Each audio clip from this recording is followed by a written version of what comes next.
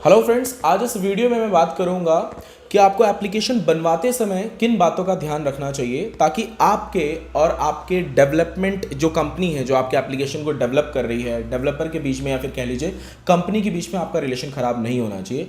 इन बातों का ध्यान आपको हमेशा रखना चाहिए एक्चुअली, जो मैं आपको पॉइंट्स बताने जा रहा हूँ, और ये बेहद ज़रूरी है। और ये ज़रूरी इसलिए भी है क्योंकि जब आप एक एप्लीकेशन बनवा रहे होते हो वहाँ पे आपने अमाउंट पे किया है, ठीक है, और आपके किसी छोटे मिस्टेक की वजह से, हालांकि डेवलपर आपसे कुछ बोलेगा तो नहीं, कोई कंपनी आपको कुछ उल्टा तो नहीं बोलेगी, लेकिन ये ज़रूर होगा कि आपका और उनका जो एक रिलेशन बनना चाहिए वो रिलेशन नहीं बनेगा, और वो रिलेशन ना बनने की वजह से आपका एप्लीकेशन कैसे सक्सेस हो सकता है, मतलब कुछ टिप्स होते हैं या फिर कह लीजिए कि कुछ फ्री ऑफ कॉस्ट जो आपको सर्विस मिलनी चाहिए वो कंपनी आपको प्रोवाइड नहीं करती है, ठीक है, क्योंकि ये सारी चीज़ें रिलेशन पे डिपेंड करती हैं। अब क्यों रिलेशन पे डिपेंड करती है ये भी मैं आपको बताता हूँ, बट सबसे पहले कुछ पॉइंट्स बता देता हूँ कि आपको क्या नहीं करना चाहिए, ठीक है, और ये बहुत ज़्यादा ज़रूरी है, इसको हमेशा आप याद रखना जब भी आपको एक एप्लीकेशन डेवलप करा रहे हो किसी भी डेवलपमेंट कंपनी से, अगर आप हमसे भी करा रहे हो तो इस पॉइंट का आपको ज़रूर ध्यान रखना चाहिए।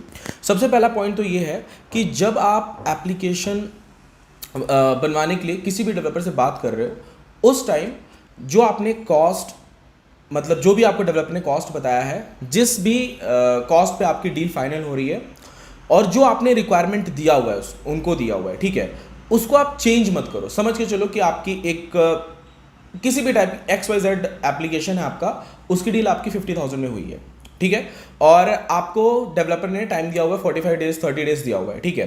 तो सबसे पहले तो आप उनसे वो कोटेशन भी, आप कोटेशन ऑब्वियसली सब देते हैं, ठीक है, और जो टाइम पीरियड वो आपको देते हैं उस टाइम पीरियड में आप उनसे ये पूछो कि वो टाइम पीरियड डेवलपमेंट का टाइम पीरियड है या टेस्टिंग वगैरह सब कुछ करके देंगे, या फिर सिर्फ जो डेवलप होता है उतना टाइम ले रहे हैं उस एप्लीकेशन को डेवलप करने के लिए। इससे क्या होगा, जो आपने प्लानिंग करनी होती है, मतलब आफ्टर 30 डेज जो आपका प्लान होता है कि आफ्टर 30 डेज आप उसको प्रमोट करोगे, यानी कि आप अपने एप्लीकेशन को सक्सेस करने का जो पार्ट रहता है डेवलपमेंट के बाद ही होता है ना, आप जैसे भी सक्सेस करो, प्रमोशन करो, आप अपने एरिया में उसे बैनर वगैरह ला के करो, मतलब मेन पार्ट तो उसके बाद प्रमोशन का होता है, अपने यूजर्स को अपने एप्लीकेशन पे लाना, ये पार्ट होता है। तो वो पार्ट आप कब से स्टार्ट करोगे, जब आपके पास एप्लीकेशन कंप्लीट डिलीवर हो जाएगा विद टेस्टिंग के साथ, आपने भी 10 बार टेस्ट कर लिया, तब करना है वो, ठीक है। बीच में ये होता क्या है ना कि समझ के चलो कि आपने एप्लीकेशन का जो डेवलपर ने आपको टाइम दिया हुआ है और आपने प्लान क्या किया हुआ, समझ लो डेवलपर ने आपको 30 दिन का टाइम दे दिया, आप 30वें दिन को छोड़ के उसके नेक्स्ट डे से आप ये सोचते हो कि आप प्रमोशन स्टार्ट कर दोगे, लेकिन क्या आपको राइट टाइम पे मिलता है एप्लीकेशन, वो कोई भी नहीं दे पाएगा आपको। हमारी कंपनी नहीं, मेरा टेम्पलेट ही नहीं, कोई भी डेवलपर एग्जैक्ट उसी दिन आपको नहीं देगा। अगर दे भी रहा है तो इतना मैं गारंटी दूंगा कि एप्लीकेशन में कहीं ना कहीं कोई छोटे मोटे बग्स जरूर होंगे। तो सबसे पहले तो आप जो प्लानिंग कर रहे हो वो आफ्टर 10-15 डेज के बाद का प्लानिंग करो, जो प्रमोशन का पार्ट है, क्योंकि पहले आप खुद सेटिस्फाइड हो जाओ, उसके बाद में आपके यूजर्स आपके ऊपर आपके एप्लीकेशन पे आएंगे। अदरवाइज जब आप खुद ही सेटिस्फाइड नहीं हो, प्रमोशन करके वो प्रमोशन का भी पैसा वेस्ट, एप्लीकेशन बनाया उसका भी पैसा वेस्ट, यूजर आए और वो चले गए, वो भी वेस्ट हो गया, ठीक है। तो सबसे फर्स्ट पार्ट आपको ये पॉइंट पे ध्यान रखना है। सेकेंड पॉइंट, जब आप एप्लीकेशन बनवाने के लिए किसी डेवलपर को देते हो उस टाइम आपको, बहुत इंपॉर्टेंट पॉइंट है, इसको याद रखना, कभी भी अपनी रिक्वायरमेंट चेंज नहीं करनी है। इससे क्या होता है, यही मेन पार्ट होता है आपके और आपके जो डेवलपर होते हैं, जो आपके डेवलपमेंट जो भी आपकी कंपनी के बीच का जो रिलेशन होता है, ये खराब होने का सबसे मेन पॉइंट होता है जब आप अपने रिक्वायरमेंट को चेंज करते हो। समझ के चलो आपने एक XYZ एप्लीकेशन बनाना है, आपने बता दिया कि मुझे इतने फीचर्स इसके अंदर चाहिए, उस हिसाब से एक कंपनी आपको कॉस्ट बताती है, ठीक है। अब 2 दिन 5 दिन, या जब उन्होंने आपको फर्स्ट फेज का कंप्लीट करके दिया एप्लीकेशन कि आपका सर एप्लीकेशन कंप्लीट है, एट द टाइम हम उन्हें बोलते हो कि यार नहीं, मुझे इसमें एक फीचर और डलवाना है, ये वाला, वहाँ पे आप गलती कर दे रहे हो, ठीक है। करवाओ, उसका ना तरीका थोड़ा अलग रहता है, कैसे करवाना मैं आपको बताता हूँ, जिसमें आपका और आपके डेवलपमेंट कंपनी का रिलेशन भी खराब नहीं होगा, आपका पैसा भी बचेगा, ये फायदे की बात है एक्चुअली, ठीक है। तो उस टाइम अगर आप ये बोलते हो कि मेरे को ये फीचर बढ़ा के दे दो, तो डेवलपर क्या करेगा, एक तो वहां पे आप लॉस कर रहे हो, उसका अलग से चार्ज आपको बताएगा कि इसका अलग से इतना चार्ज हुआ, और उस टाइम मतलब आप शायद मे भी पॉसिबिलिटी है कि आप वो देने में इंटरेस्टेड ना हो, या फिर आप ये सोचते हो कि इसके अंदर ही पहले बात हुई थी, ये वो, मतलब बहुत सारी चीज़ें हो जाती हैं उस टाइम, तो वहीं पर रिलेशन खराब हो जाती है। आपका पॉइंट रहता है कि मेरे को उतने कॉस्ट में वो फीचर मिल जाए, और जो डेवलपमेंट कंपनी रहती है वहाँ पर उनका लॉस हो रहा होता है। लॉस इसलिए हो रहा होता है क्योंकि वो जो आपको कॉस्ट उन्होंने पहले बताया है वो उन्होंने आपके रिक्वायरमेंट के हिसाब से बताया। अब बीच में एक छोटा सा रिक्वायरमेंट, बहुत छोटा भी हुआ ना आपका रिक्वायरमेंट कि ये चेंज करना है, तो भी कहीं ना कहीं रिलेशंस खराब हो जाते हैं।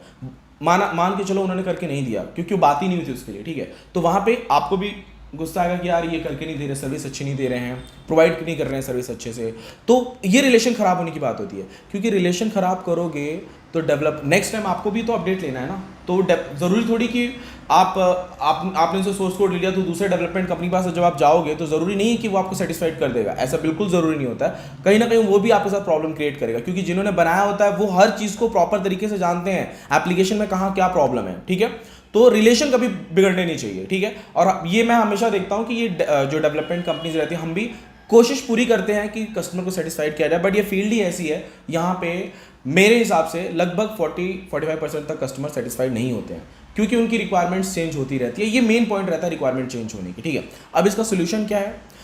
अगर आपको रिक्वायरमेंट चेंज करना ही है तो सबसे पहले तो आपने जो रिक्वायरमेंट दी है वो कंप्लीट होकर आपके पास आने दीजिए, ठीक है।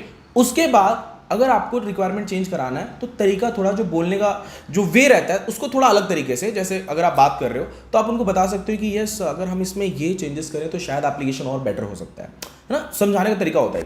तो वहाँ पे ऑब्वियसली वो थोड़ा आपको अलग वे में लाइक बताएंगे कि यस सर अगर आप ये चेंज करवाते हो तो इतना टाइम जाएगा, इसका ये कॉस्ट बढ़ेगा।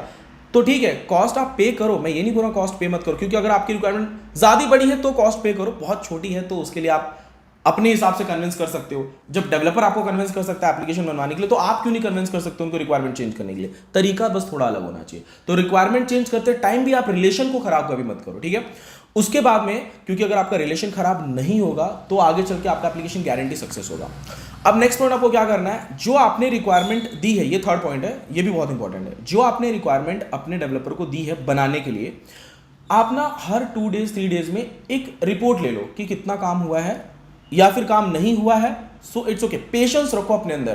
देखो जिसके अंदर पेशेंस नहीं होता है ना, वो इतना मान लो कि वो एप्लीकेशन कितना भी अच्छा बना ले, सक्सेस नहीं हो पाएगा। पेशेंस रखो, अच्छा नहीं हो पा रहा है क्या, ठीक है, क्या प्रॉब्लम्स आ रही हैं। देखो मुझे पता है, मैं कंपनी चला रहा हूँ, मुझे पता है डेवलपर्स को कितने प्रॉब्लम फेस करने पड़ते हैं जब वो एप्लीकेशन डेवलप करते हैं।